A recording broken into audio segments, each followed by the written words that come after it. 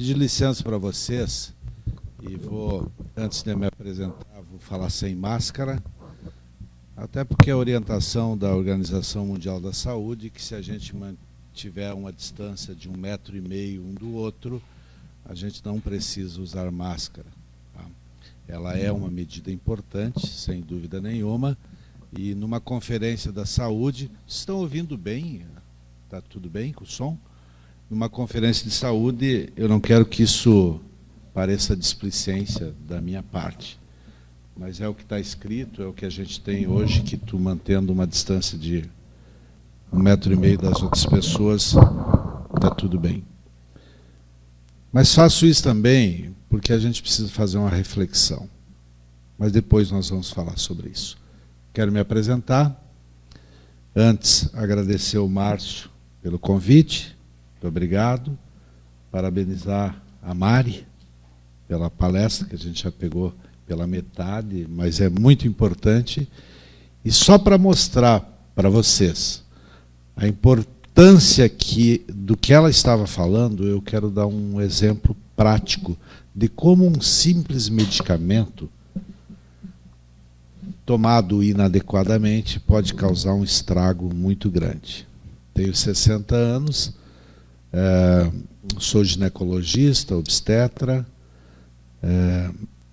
formado na Universidade Católica de Pelotas, pós-graduado no Rio de Janeiro, na Santa Casa de Misericórdia, tenho mestrado em Atenção Integral à Saúde na Unijuí e Unicruz, atualmente eu faço doutorado na PUC, em Porto Alegre. Amanhã eu vou para lá porque eu tenho exames agendados lá em Porto Alegre que fazem parte do meu doutorado. Mas no meio do caminho, estou de plantão, eu faço plantão, faço no Hospital Santo Ângelo, faço em Ijuí. Estava ansioso num determinado plantão, Mari, ansioso. Fiz um eletro de mim mesmo, pedi para que as gurias fizessem, não tinha nada no eletro, eu resolvi tomar 2 AS, ácido acetil salicílico, 2 comprimidinhos. Casa de Ferreiro, espeto de pau. Colega, eu esqueci que eu tinha divertículo. Eu não parei de sangrar mais. Choquei, fui para a cirurgia, fui para a UTI, quase morri. Tive que usar uma bolsa de ileostomia, graças a Deus revertida, mas é só para demonstrar a importância do uso adequado do medicamento. Aquele que a gente acha que não faz nada, pode causar uma catástrofe, né? E eu agradeço sempre a Deus de estar vivo aqui, porque 2 AS quase me mataram.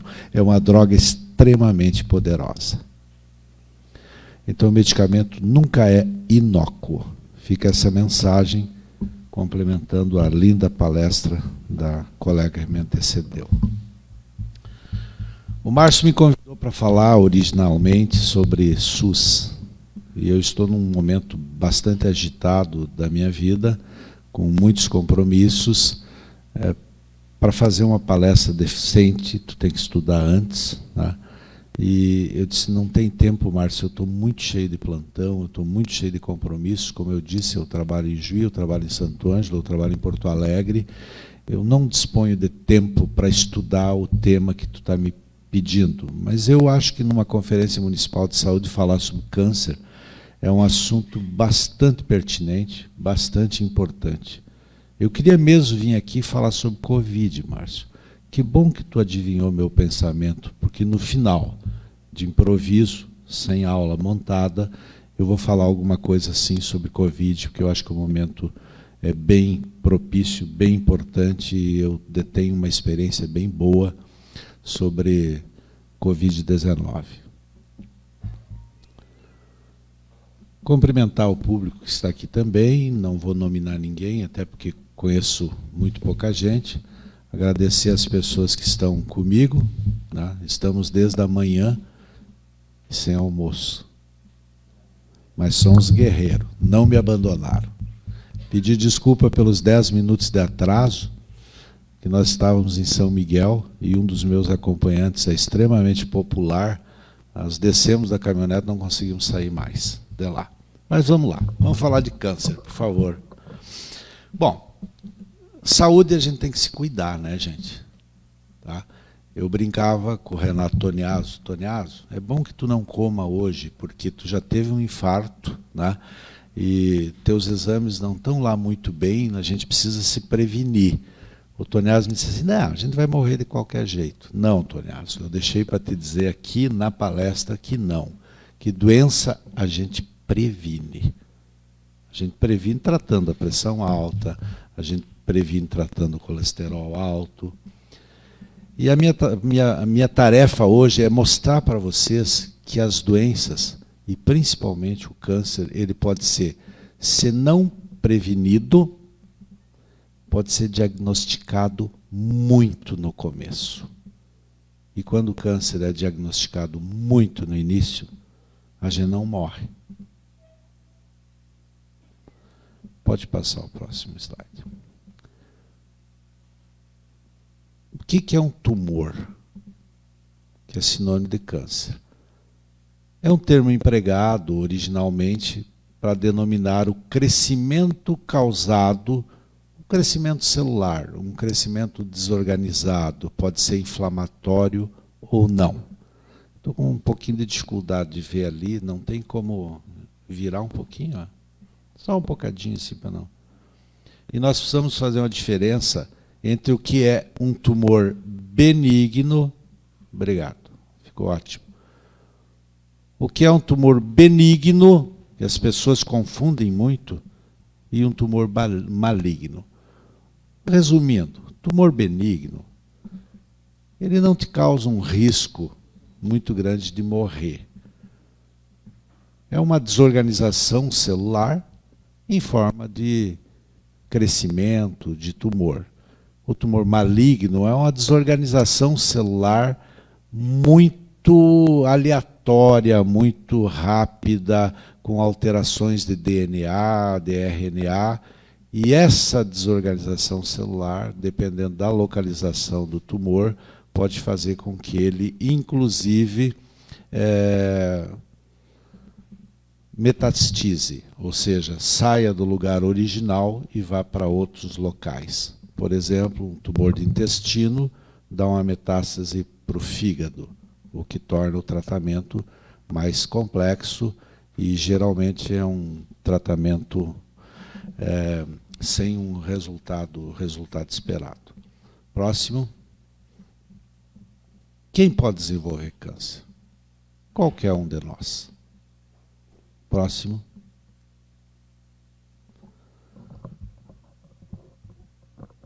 Eu tenho aqui alguns dados, né, estatísticos. O câncer é a segunda causa de morte no Brasil. Qual é a primeira? Você sabe? Agora eu acho que é o Covid, né? Mas é o infarto miocárdio. São doenças cardiovasculares, a maior causa de morte no país. Com o diagnóstico precoce, as chances de sucesso no tratamento podem ser de até 90%. Importante dizer que o câncer não passa de pessoa para pessoa, não é uma doença contagiosa, ao contrário da Covid, da hepatite, enfim, de outras doenças infecto-contagiosas. Próximo slide.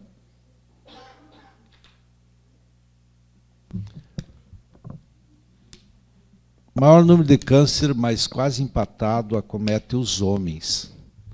E o câncer de pele é o de maior incidência na população brasileira, com 181.430 casos novos por ano. Próximo. Vamos falar então sobre um câncer extremamente mutilante, extremamente importante. Só quem viveu dentro da família um caso de câncer de mama sabe o quanto ele é dolorido, o quanto ele causa sofrimento para as mulheres. nós tivemos em 2016 57.960 novos casos de câncer de mama. A maior causa de morte por câncer entre as mulheres no Brasil. O risco se eleva com a idade, embora a gente veja cada vez mais pacientes jovens, às vezes até com menos de 30 anos, com câncer de mama, o risco é maior em torno de 50 anos de idade, e isso parece que tem alguma relação com estrogênio, com menopausa. E é importante falar aqui que existem exames que têm, a gente já vai ver, a capacidade de detectar tumores muito pequenos na mama, claro que dependendo do tipo de mama. Uma mama jovem é uma mama mais difícil de ser examinada do que uma mama que já é lipossubstituída de uma mulher com 60 anos de idade, por exemplo. Próximo slide. Quais são os fatores de risco? O que aumenta o risco da mulher ter câncer de mama? O histórico de casos na família, principalmente com idade menor do que 40 anos. Se você teve a tua mãe com câncer de mama, a tua avó com câncer de mama, a tua tia com câncer de mama, você tem que ficar muito atento que a possibilidade de você ter câncer de mama é muito grande. Menarca. Menarca é a primeira menstruação. Quanto mais precoce, mais tempo a mulher vai menstruar, maior o risco. Menopausa tardia, o mesmo raciocínio. Tem mulheres que menstruam até os 55 anos de idade. Tá? Em média, a menopausa no Brasil, nas mulheres brasileiras, ela ocorre com 49 anos de idade. Toda regra tem exceção, isso é a média, né? A gente vê hoje mulheres com 42 anos de idade, até antes, entrando em menopausa precoce. Não, volta que não terminou. Primeira gestação após os 30 anos, obesidade, dieta rica em gordura.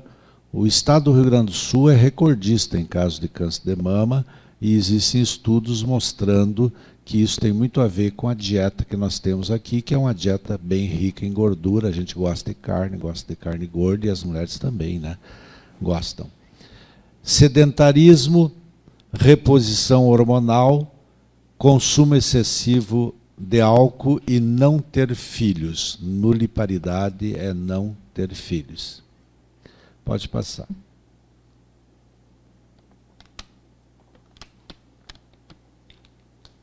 O exame físico, a mulher palpar a mama, é extremamente importante. Não precisa palpar a mama todos os dias, mas ter como rotina, uma vez por mês, fazer um toque, né, palpar as mamas e as axilas, principalmente nas mulheres que são de risco maior, que têm um fator de risco maior. Geralmente é um fator assim que chama bastante atenção. Ela pode palpar um caroço, um nódulo, e isso vai fazer com que ela procure o médico. O autoexame de mama, ele não previne e nem diminui a mortalidade do câncer de mama. Ele ajuda a fazer o diagnóstico precocemente, embora quando um tumor se torne palpável, ele já deva ter no mínimo 1 centímetro, 2 centímetros, dependendo do tipo de mama da paciente. O principal exame no rastreamento para o câncer de mama é a mamografia. Embora existam controvérsias sobre isso, também aqui depende do tipo de mama. Uma mama jovem, de uma mulher de 25, 27 anos de idade, eu sou especialista em ultrassom, eu acho que a ultrassonografia é o primeiro exame que a gente deve pedir. Porque é um exame indolor, é um exame que pode ser repetido quantas vezes quiser, e ele já faz uma peneira, digamos assim, já faz um rastreamento bem interessante. E a gente reserva a mamografia para mulheres acima dos 35 anos de idade. Alguns falam em 40. Se tu tiver fator de risco, se tiver familiares que tenham tido câncer de mama, a gente diminui no mínimo 5 anos essa pesquisa, ou seja, já começa com 30 anos. Tá? Mas a mamografia é, sem dúvida nenhuma, um exame que algumas mulheres reclamam, porque ele aperta a mama, porque dói. Eu, como ginecologista, eu sei que as mulheres não gostam de fazer, mas ele é extremamente importante. A mamografia é capaz de detectar uma coisa que a ultrassonografia, embora seja muito operador dependente, embora dependa muito do médico que está fazendo, a mamografia pode detectar microcalcificações. E essas microcalcificações, elas podem, dependendo, né? As mamas geralmente elas têm microcalcificações, mas às vezes elas estão agrupadas num quadrante e o desenho delas pode ser muito suspeito de câncer, e isso pode orientar inclusive a ultrassonografia, e isso também orienta a biópsia depois, que é o passo seguinte. Então, resumindo, exame físico, ultrassonografia, dependendo da idade, tá? E mamografia é o tripé para o diagnóstico precoce do câncer de mama. Existem outros exames, ressonância magnética? Existem. Eu tenho 33 anos que eu sou ginecologista, eu me lembro de 2 casos que eu pedi ressonância. Um me confundiu mais, não estou queimando o método de maneira nenhuma, tá? E o outro não me ajudou em nada. Então eu acho que esses 3 exames são suficientes para a gente fazer o diagnóstico precoce. Pode passar. Oi, desculpa. Tenho mais 5 minutos? Tá bom. Vamos lá. Antes dos 40 anos, exame clínico da mama; acima dos 40 anos, mamografia anual. Se tem risco, rastrear 10 anos antes do histórico. Vamos lá. Pode passar. Câncer de colo de útero, graças a Deus, cada vez menos. No Brasil teve 16.340 novos casos em 2016. É o 3º tipo mais frequente entre as mulheres do Brasil. O risco se eleva a partir dos 30 anos de idade. Principais fatores de risco: lesão genital causada por HPV, é responsável por mais de 90% dos casos; múltiplos parceiros sexuais, início precoce da atividade sexual, maior número de filhos, gestação precoce e fumo. Esses são os fatores de risco mais importantes do câncer de colo. Existe vacina disponível quanto ao HPV, né? Os tipos de HPV mais relacionados com o câncer de colo são o HPV 16, 11, 6 e o 18. A vacina é disponível pelo SUS. Eu acho que, infelizmente, a adesão a esse tipo de vacina tem sido muito pequena aqui no nosso estado, o que é uma judiaria, porque é um tipo de câncer 100% prevenível. A gente tem como prevenir 100% do câncer, desde que as meninas, né, pode passar outro slide, façam a vacina. Você deve procurar o médico, e é uma pena que procure o médico só quando tu tiver um sangramento, né? É por isso que a gente faz tratamento precoce, é diagnosticar precocemente a doença. Ou um período menstrual prolongado, ou um sangramento vaginal entre um período menstrual e após as relações sexuais. Câncer mais avançado tem um sintoma extremamente importante aí, que é corrimento geralmente fétido. A vacina contra o HPV deve ser feita em meninas dos 9 aos 13 anos e o Papo Nicolau a partir dos 25 anos. Não, a partir da primeira relação sexual. Tá? Se você tem relação sexual com 14, eu já vi lesões bem importantes com 18 anos de idade, muito relacionada à atividade sexual, múltiplos parceiros e infecção por HIV. Câncer de próstata, para que nós homens, então, também não fiquemos sem alguma orientação. 61.200 novos casos em 2016, é a segunda causa de morte por câncer entre os homens no Brasil. Próximo slide, por favor. O que é o câncer de próstata? O câncer de próstata, na verdade, o que é a próstata? A próstata é uma glândula que a gente tem na base da bexiga, mede cerca de 4 centímetros, está abaixo da bexiga e atrás do púbis e produz o sêmen. Próximo slide. As doenças da próstata são a prostatite, que pode ser aguda ou não, atinge 10% dos homens com idade entre 30 e 50 anos. É causada por uma inflamação ou uma infecção. Na verdade, as duas coisas junto. A hiperplasia benigna é quando a próstata aumenta de tamanho, atinge a maioria dos homens, 80, 90% dos homens, causando sintomas de desconforto, urgência urinária, premência urinária, disúria, e às vezes até tu não consegue urinar. A idade é acima de 40 anos. Principais fatores de risco para o câncer de próstata: idade superior a 50 anos, alto consumo de gordura animal e história familiar, 18% de importância. Sintomas de estágio avançado: diminuição do jato urinário, gotas finais na pós-micção, dores ou queimação, aumento da frequência, ejaculação com dor, sangue na urina ou no esperma. Como prevenir? Parece que dieta rica em algumas vitaminas, vitamina D, E, selênio, licopeno e ômega 3, poderia ser preventiva, profilática para o câncer de próstata.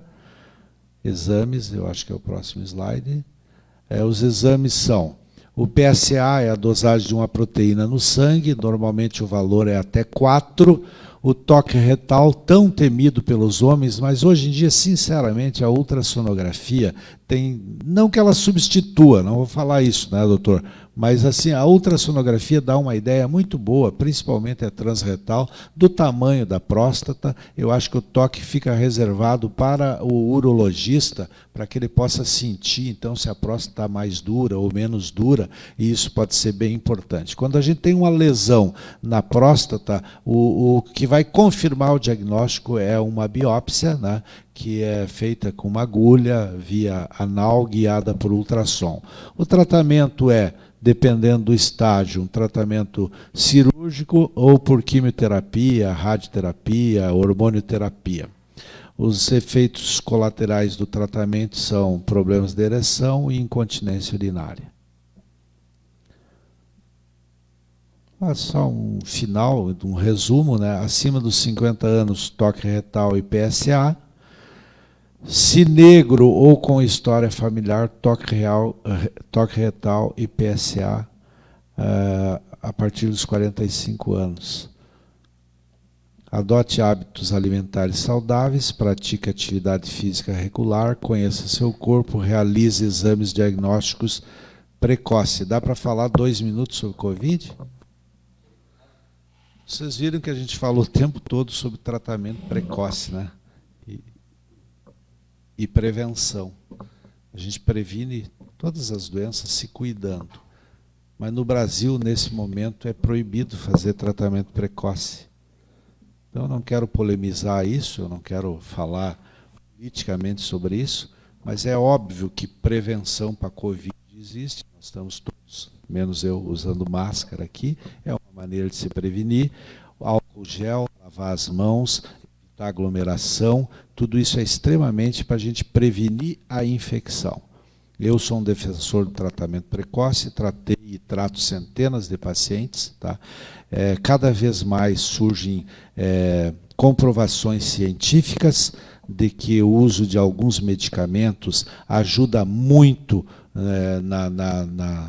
em diminuir a multiplicação do vírus, protegendo a entrada do vírus. E É uma pena que o nosso país tenha polemizado esse tratamento e, sem dúvida nenhuma, centenas de milhares de mortes poderiam ter sido economizadas se o mundo, não o Brasil, o mundo não tivesse polemizado tanto isso e a gente não tivesse dividido entre esquerda e direita, esquecendo, né, que o mais importante é a vida das pessoas. Eu não só fiz profilaxia com o uso de ivermectina o tempo inteiro, agora eu estou, graças a Deus, vacinado como um grande número de pessoas, tá? Como receitei, como acompanhei, e na grande maioria das vezes, graças a Deus, os meus pacientes, aqueles que eu tratei, que eu acompanhei, não precisaram sequer internar no hospital. Claro que isso não é regra geral, toda regra tem exceção, o vírus tem um comportamento que varia aliás, o organismo se comporta diferente, né? O organismo de cada um reage diferente ao vírus, tá? Tem algumas pessoas que têm uma resposta tão importante, tão grande, uma resposta inflamatória tão grande, que acaba gerando fibrose pulmonar, dificuldade respiratória, e a gente acaba tendo um desfecho desfavorável, que é a internação em UTI e, infelizmente, morte. Eu acho que era isso minha mensagem. Muito obrigado pelo convite. Tá? Estou aberto a perguntas. Se quiserem me perguntar alguma coisa, eu estou à disposição. Muito obrigado, muito sensibilizado pelo convite. É uma oportunidade de a gente falar um pouquinho sobre prevenção de doenças e tratamento precoce de doenças. Obrigado a todos.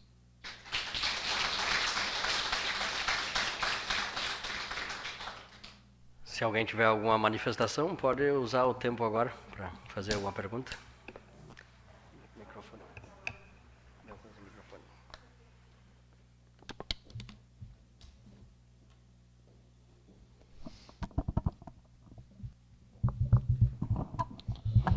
Boa tarde.